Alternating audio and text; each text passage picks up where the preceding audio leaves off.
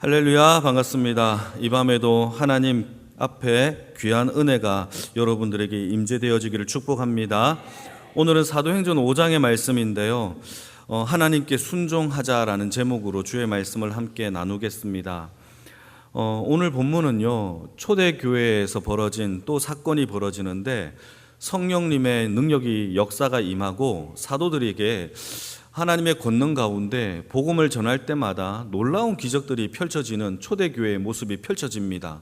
그러니까 많은 사람들이 회심하고 세례받고 또 기적의 능력도 나타나고 교회가 부흥돼요. 그런데 이렇게 좋은 일들만 있었던 건 아니에요. 그 반면에 사도들과 교회들을 향한 탄압과 핍박이 얼마나 심했는지를 오늘 본문 가운데 우리에게 알려주는 겁니다. 그러니까 교회가 부흥되면 부흥될수록 또 뒷면에는요, 탄압과 핍박과 박해와 방해와 사탄의 농락도 함께 있다라는 사실을 우리는 기억해야 됩니다. 이게 멍하게 있으면 안 돼요. 우리가 하나님의 은혜를 받으면 받을수록 더 경계태세를 해야 됩니다. 왜냐하면 마귀는요, 우리의 은혜를 그냥 가만히 놔두지 않기 때문이죠. 영적인 전쟁은 분명히 있어요. 우리를 방해하는 요소, 우리를 넘어뜨리는 요소가 분명히 있어요. 그래서 여러분, 초대교회를 보게 되면은 하나님의 능력의 역사가 나타남과 동시에 반대로 방해하는 요소도 얼마나 심했는지 모릅니다. 특히 12절 말씀을 보시게 되면은 사도들이 복음을 전할 때에 표적과 기사가 나타났어요. 심지어 예수님께 일어났던 능력의 역사, 아픈 자를 손대었더니 그냥 치료함을 받는 그런 역사가 여러분 초대교회 사도들에게도 일어났단 말이에요. 그러니까 수많은 사람들이 사도들을 따랐고 사도들의 말씀을 듣기 위하여 얼마나 추종했는지를 모릅니다. 그러자 17절 말씀을 보시게 되면 대제사장과 사두개인들이요, 이것들을 시기해요. 백성들이 자신들을 따르는 게 아니라 사도들과 교회를 따르는 것을 보고 얼마나 시기했는지, 여러분 사도들과 복음을 전하는 사람들을요 잡아다가 감옥에 가두는 일까지 벌어졌다라는 거예요. 여러분, 감옥에 가두는 일이 여러분 쉬운 일입니까? 그렇지 않잖아요. 그런데 하나님의 복음을 전한다라는 그 이유만으로 그들을 잡아다가 감옥에 가두고 고문하고 심지어 여러분 죽이는 사건까지 벌어지는 것이 초대교회에 있었던 일입니다. 다 같이 여러분 19절 말씀을 한번 보실까요? 옥에 가두었는데 어떤 일이 벌어졌느냐? 같이 읽겠습니다. 시작. 주의 사자가 밤에 옥문을 열고 끌어내어 이르되. 여러분, 사도들이요 복음을 전했더니 시기하여 옥에 가두는 역사가 벌어졌는데 19절 말씀에 옥에 가두어도 어떤 일이 벌어졌습니까? 하나님의 사자가 그들을요 옥문을 열고 풀어주는 역사가 일어났어요. 아무도 아멘을 안 하시는데요, 놀라운 기적이 아닙니까? 와, 대단한 믿음이세요. 여러분, 이것이 엄청난 거예요. 복음을 전하다가 감옥에 가뒀는데 이게 옥문이 저절로 열렸어요. 할렐루야. 야, 이게 어떻게 가능하죠? 여러분, 우리는 가다가도요 갑자기 내가 가는 곳마다 비가 안 오면 놀라잖아요. 와, 엄청나다, 나를 하나님 사랑하시는구나, 이렇게 생각하실 텐데 버스를 타러 갔는데 때마침 버스가 왔어요. 우와, 하나님이 나를 사랑하시나, 이렇게 생각할 텐데 여러분, 이게 감옥에 가두어 갔고요 고문을 당하고 핍박을 받을 일인데 하나님의 사자가 나타나서 옥문을 열었다라는 것은요, 여러분 얼마나 큰 기적입니까? 여러분, 아무리 옥에 가두어도 하나님의 마음은요 그들을 풀어서 다시 그 백성들에게 그 복음을 전파하라라고 하나님의 사자를 보냈던 거예요. 여기서 우리가 생각해 볼 것이 있어요. 여러분, 복음을 전하는 자들은요 사람이에요. 확실하죠? 사람이 전합니다. 그런데요, 이 복음의 진짜 주체자는요 우리 하나님이신 줄 믿으시기를 축복합니다.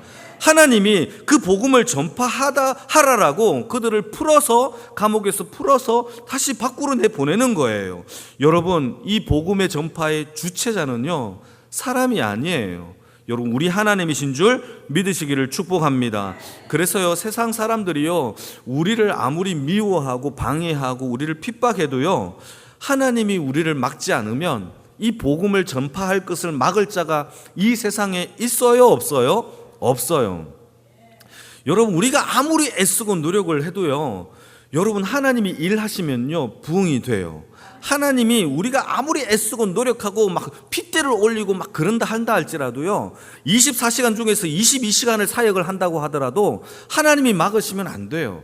그러나 여러분, 우리가 8시간 이상 자고도요, 하나님이 일하시면요, 우리 안에 평안과 샬롬과 능력의 역사가 펼쳐지는 것이 모든 주권이 하나님께 있다라는 사실을 믿으시기를 축복합니다.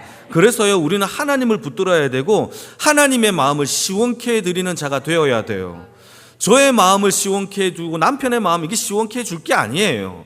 하나님의 마음이 시원케 되어지면 우리 가정과 사업장과 삶의 일터가 여러분 샬롬과 평강이 임하는 줄 믿으시길 축복합니다.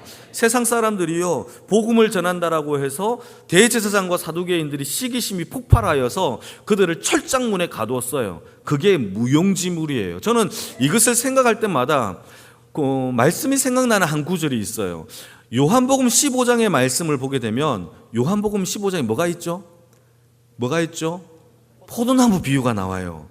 여러분, 포도나무 비유에 중요한 3가지 요소가 있어요. 한번 생각해 봅시다. 첫 번째는요, 나는 참 포도나무요. 이 포도나무가 누굽니까? 예수 그리스도예요. 두 번째, 우리는 그의 가지예요. 가지가 누구죠? 우리예요. 자, 그리고 이 모든 포도나무를 농사짓는 농부가 누구죠? 하나님이세요. 자, 이 3분이 등장합니다. 여기에서 좀 생각을 해봅시다. 여러분, 열매를 맺는 곳이 어디죠? 농부가 열매를 맺어요. 농부의 얼굴에서 열매가 맺습니까? 아니면 포도나무 줄기에서 열매를 맺습니까? 아니면 포도나무의 가지에서 열매를 맺습니까? 가지죠. 이 정도는 상식으로 아는 영광교회 식구들이 되기를 바랍니다. 가지예요, 가지.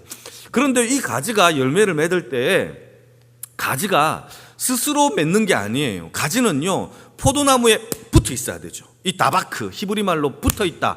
붙어 있지 않으면 열매를 맺을 수가 없어요. 그러니까 가지는요, 오직 예수의 의존적 붙어 있음으로 열매를 맺게 되는 것이 저와 여러분들의 삶의 열매인 줄 믿으시길 축복합니다. 자, 그러면 열매는 우리가 맺는다고 해서 우리 거냐? 그렇지 않죠.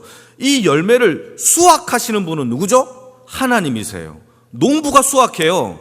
이해되시면 아멘. 여러분, 그렇다면 우리 삶의 포도 열매를 가장 애타고 고대하고 기다리고 원하고 이것을 오늘도 여러분들을 위해서 일하시는 그 분이 누구라는 거예요? 농부이신 우리 하나님이세요. 여러분, 여러분, 이 사도들이 감옥에 갇혔을 때에 여러분 가장 애타고 이거에 대해서 안타까워하고 이 복음이 막힌 거에 대해서 눈물 흘리시는 분은 누구예요? 사도입니까? 아니에요. 이 모든 것을 경작하시는 우리 하나님이요, 이 초대교회를 향한 하나님이 애타는 마음이 오히려 하나님 앞에 더 애타는 마음이 있었다라는 사실을 우리가 기억해야 돼요. 그러니까 세상 사람들이 아무리 악한 권세들이 사도들의 복음을 막아도 여러분, 그 열매를 가장 원하시는 우리 농부이신 하나님이요, 그를 그냥 놔둘 리가 없어요. 그래서 천사들을 보내어 사자들을 보내어서 천국 그 옥의 문을 열게 하시고 그들에게 다시 주의 복음을 전하라라고 하나님께서 명령을 하고 계신다라는 사실을 우리는 기억해야 됩니다. 여러분, 이것을 이 모든 것을 주체하시는 분은 우리가 아니에요. 여러분, 우리 하나님이신 줄 믿으시기를 축복합니다. 그래서요, 결론은요, 우리가 세상 가운데 복음을 전할 때 세상을 두려워할 이유가 없어요. 여기에서 근심과 걱정으로 살아갈 이유가 없어요. 이것을 경험하신 전후가 달라요. 하나님께서 우리의 권능 가운데 나는 포도나무에 가지고 그 열매를 원하시는 분은 농부이신 하나님이라는 사실을 아는 믿음의 전후가 달라져요. 그렇다면 이제는요, 두려워하지 않고 이 열매는 하나님께서 원하시는 것이기 때문에 내가 어떤 약해도 붙어 있으면 주시는 열매인 줄 믿습니다 하고 나아가는 줄 믿으시기를 축복합니다. 그게 첫 번째예요. 여러분, 하나님께 여러분 열매를 드릴 수 있는 주께 붙어 있는 주의 가지가 되어지기를 주님의 이름으로 축복합니다. 또 한 가지는요, 여러분, 우리가 묵상해 봐야 될 때 악한 세상들이요, 복음을 방해하는 분명한 악한 요소들이 있어요. 그들이요, 하나님의 권능을 막고 복음을 막으려고 아무리 노력해도요, 질문 던지겠습니다. 세상이 하나님을 이길 수 있을까요? 없을까요? 자, 성경에 단 한 번이라도 세상이 하나님을 이긴 적이 있어요? 없어요? 이게 모르세요? 예. 하나님을 세상이 이긴 적이 있어요? 없어요? 단 한 번도 없어요. 단 한 번도 없어요. 그래서요, 성경은요, 하나님의 권능 가운데 승리만 있는 줄 믿으시길 바랍니다. 이것을 믿는 자들은 우리의 삶의 태도가 다르지죠. 늘 승리하시는 하나님 앞에 나아가는 거예요. 여러분, 대답 좀 하세요. 마치겠습니다. 여러분, 제가요, 이거는 아니에요. 이건 아닌데, 제가 플러스 알파의 하나 가지를 더 설명할게요. 마리아와 마르다의 이야기 속에서 우리는 마르다는 예수님이 집에 왔을 때 열심히 예수님을 위하여 음식을 준비해요. 맞죠? 마리아는 뭐 했어요? 말씀을 발치 앞에 앉아서 말씀을 들었어요. 자, 그런데 발치 앞에 앉아서 말씀을 듣는 마리아를 보고 마르다가 뭐라고 얘기하죠? 뭐라고 얘기합니까? 주님이시여, 내 동생이 저렇게 놀고 있다고. 나는 이렇게 열심히 일을 하는데 동생에게 명하여 나를 도우게 하소서라고 해요. 그때 예수님이 뭐라고 얘기하죠? 이렇게 얘기합니다. 마르다야, 네가 많은 일들로 분주하구나. 네 동생은 더 좋은 일을 택했다. 그러면서 이 좋은 일을 결코 빼앗기지 않으리라. 여러분, 예수님은 뭐 했을까요? 그때 예수님은 뭐 했을까요? 예수님은 놀고 있었나요? 주무시고 계셨나요? 아니에요. 말씀을 선포하고 있었어요. 말씀을 선포하고 계셨을 때에 예수님도 말씀을 선포하는 섬김을 하고 있었어요. 말씀을 선포하는 섬김이에요. 이 섬김에 마르다의 섬김과 마리아의 섬김을 비교해 봅시다. 예수님은 말씀을 선포하는 이 섬김에 올바르게 반응한 섬김을 했던 자가 누구예요? 마르다예요. 여러분들이 구역장이라고 생각해 봅시다. 구역장이 말씀을 가르치는데 구역원들이 말씀은 안 듣고 자꾸 막 설거지하고 막 이렇게 한다고 해봅시다. 그러면 구역장이 기분 좋습니까? 나를 무시하나? 내 말을 왜 안 듣지? 라고 할 거 아니에요. 그렇지 않아요? 중요한 얘기예요. 예수님이요, 말씀을 선포하는 것 자체가 우리를 위하여 섬기는 섬김이에요. 우리는 이 섬김에 어떤 태도로 대합니까? 내 일로 분주하죠. 주님을 위한답시고. 그러나 그렇지 않아요. 더 좋은 섬김은요, 경청이에요. 그 말의 호흡이에요. 서로 주고받는 거예요. 그러니까 마리아가 아무것도 안 한 게 아니라 오히려 예수님을 더 잘 섬긴 거예요. 여러분, 우리가 주일날 수많은 봉사를 해요. 그렇지 않아요? 새벽부터 저녁까지. 근데 그 수많은 봉사 가운데 더 좋은 봉사가 뭔 줄 아십니까? 하나님의 말씀을 발치에 앉아서 마리아처럼 듣는 경청이에요. 절대로 이것을 빼앗기지 않으리라. 이게 하나님이 저와 여러분들이 주신 더 좋은 섬김이에요. 저는요, 말씀을 선포하면서 여러분들과 함께 이 더 좋은 섬김의 자리에 섬김으로 반응하는 섬김의 백성이 되기를 축복합니다. 저도요, 설교하는데 섬기는 거예요. 이 섬김에 대하여 단 한마디도 고맙습니다, 감사합니다, 은혜 받았습니다 말 안 하는 도둑놈도 있어요. 진짜예요. 여러분, 이거 중요한 거예요. 아무도 얘기를 안 해요. 그냥 듣고 은혜 받았네, 좋았어, 이렇게 살아간단 말이에요. 여러분, 그거 아니에요. 우리의 삶 가운데 은혜를 받았으면 그 말씀 가운데 굴복하고 감사하고 자복하는 것이 반응의, 말씀에 대한 경청의 마리아의 반응이 바로 그 반응이에요. 경청이에요. 우리의 삶 가운데 하나님의 은혜가 넘치기를 축복합니다. 그게 중요한 반응이에요. 여러분, 다시 돌아옵니다. 자, 반응해 주시기 바랍니다. 자, 또 한 가지 우리가 주목해야 될 게 하나 있습니다. 그게 뭐냐 하면, 이 세상이 아무리 악해도요, 하나님을 이길 수 있는 세상의 권능이 있어요? 없어요? 없어요. 여러분, 하나님을 이길 수 있는 세상은 단 한 번도 이 세상 가운데 없었어요. 마치 여러분, 악한 마귀가 예수님이 이 땅에 오셨을 때에 예수님의 사역 가운데서 예수를 십자가에 못 박힌 사건이 마치 마귀가요, 예수를 이긴, 하나님을 이긴 사건처럼 깔깔깔거렸단 말이에요. 십자가에 내가 못 박혔다, 예수를 내가 죽였다라고 기뻐하고 있었을 때에 여러분 성경은 뭐라고 얘기합니까? 아니야, 네가 진 거야 하면서 마귀의 사탄의 머리가 파괴된 장소가 십자가의 자리예요. 그러면서 하나님께서 뭐라고 얘기했습니까? 네가 이겼다고 생각하느냐? 아니야, 그의 아들 예수를 이 세상 가운데 지극히 높여 모든 이름 위에 뛰어나게 하시고 세상과 하늘과 땅에 있는 모든 자들로 예수 앞에 무릎 꿇게 한 사건이 마귀가 이겼다라고 착각한 십자가의 자리예요. 뿐만 아니라 여러분, 마귀의 권세는요, 가장 큰 칼은요, 죽음의 권세예요. 사망이에요. 여러분, 이 사망으로요, 우리 모든 죄인들을요, 농락하는 거예요. 너 죽음이야, 너 죽음이야, 두렵지, 따라와 라고 하며 우리를 죄의 권능 가운데 벌벌 떨게 하는 것이 마귀가 하는 사망의 권세예요. 그런데요, 이 사망의 권세인 사망을요, 사망으로 때려잡은 사람이 누구죠? 예수 그리스도예요. 죽음으로써 구음을 죽인 자, 그게 바로 예수란 말이죠. 또 세 번째가 있어요. 여러분, 세 번째, 예수는요, 사탄의 머리를 상하게 했어요. 더 이상 그 머리의 권세는요, 우리에게 영향력을 끼치지 못해요.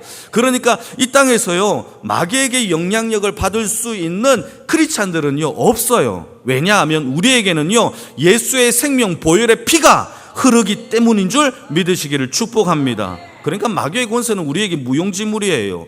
에스더의 이야기를 한번 볼까요? 에스더가 그의 외삼촌 모르드게가 있었어요. 이 모르드게의 손에서 키워졌다가 여러분, 에스더가 왕후가 되잖아요. 그런데 문제가 생겼어요. 하만이라는 장군이 모르드게가 자기한테 인사를 제대로 하지 않는 것에 대하여 화가 난 거예요. 그래서 어떻게 하느냐, 모르드게를 죽이려고 계획을 잡아요. 그런데 죽일 바에야 유대인 전체를 다 죽여야 되겠다라는 정말 극악무도한 생각을 한단 말이죠. 그래서 이 극악무도한 생각을 하여서 하만이라는 집 앞에 모르드게를 대표적으로 죽일 수 있는 장대를 달아서 목을 달아 죽여야 되겠다라고 하는 것을 하나님이 어떻게 하셨습니까? 뒤집어 버렸어요. 오히려 하만이 자기가 세운 장대에 자기가 죽는 역사가 하나님이 그렇게 만드셨어요. 아무리 정확하고 올바르고 완벽한 계획이라도 하나님이 뒤집으면요, 모든 것이 끝나요. 이게 하나님의 주권인 줄 믿으시기를 축복합니다. 여러분, 세상을 두려워하지 마세요. 세상이요, 죽음도 두려워하지 마세요. 죽으면 죽는 거죠. 하나님께서 우리를 천국에 다시 부활로 생명으로 이끄실 줄 믿으시기를 축복합니다. 여러분, 세상 사람들의 꾸사리, 그 사람들의 꾸중, 그 사람들의 잔소리, 그 사람들의 고함소리 두려워하지 마세요. 들으면 뭐 어때요? 그렇잖아요. 들으면 뭐 어때요? 듣고 나가면 되는 건데. 오직 하나님 앞에 그 영광 가운데 하나님이 승리하신다라는 승리의 그 믿음이 저와 여러분들에게 있기를 축복합니다. 장대를 보고도요, 두려워하지 마세요. 저게 나를 죽이려고 하는 거구나. 그래 봤자지 하나님이 하실 거야 라고 하는 그 믿음의 역사가 저와 여러분들에게 있기를 축복합니다. 자, 마지막으로 한 가지만 더 보겠습니다. 25절과 26절인데요. 같이 한번 보겠습니다. 25절, 26절 시작. 사람이 와서 알리되 보소서 옥에 가두었던 사람들이 성전에 서서 백성을 가르치더이다 하니 성전 맡은 자가 부하들과 같이 가서 그들을 잡아왔으나 강제로 못함은 백성들이 돌로 칠까 두려워함이더라. 여러분, 사도들이요, 옥에 갇혀졌어요.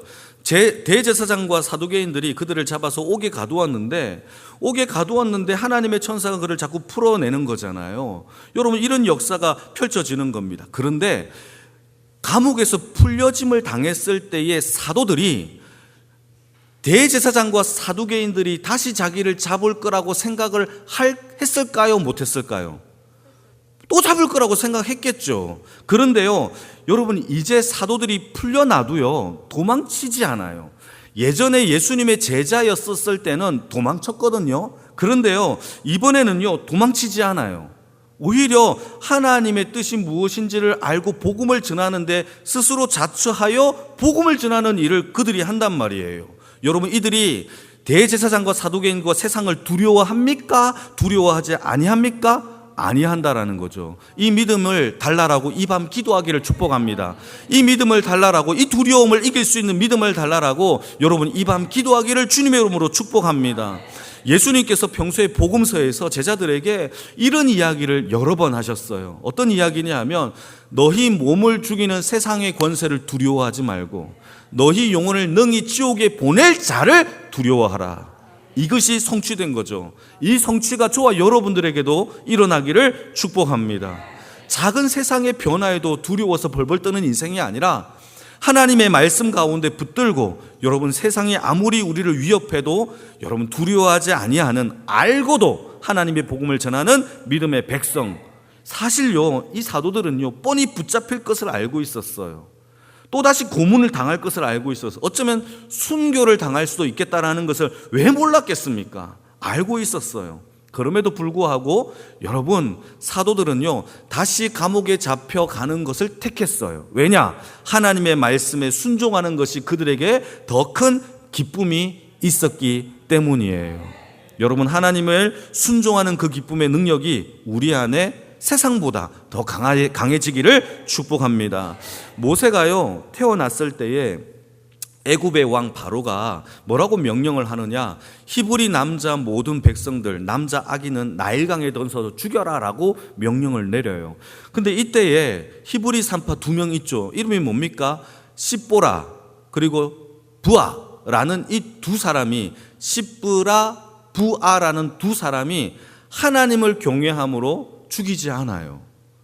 이때 하나님께서 이 두 산파에게 어떤 복을 주시느냐, 여러분 들키면요 바로 왕에게 즉결 심판을 당해 죽어야 돼요. 그런데 하나님이 이들을 보호하여 주셨고 이들에게 복을 부어 주셨는데 그 집안이 흥왕케 되었더라라고 되어 있어요. 그 집안이, 다시 말해서 십브라와 부아만 잘된 게 아니에요. 그 집안 자체가 다 하나님이 흥왕케 되게 하는 복을 주셨음을 믿으시기를 축복합니다. 그러니까 여러분의 집안에 한 명만 하나님을 경외해도 여러분, 여러분의 집안, 우리 집안이 다 복을 받는 줄 믿으시기를 축복합니다.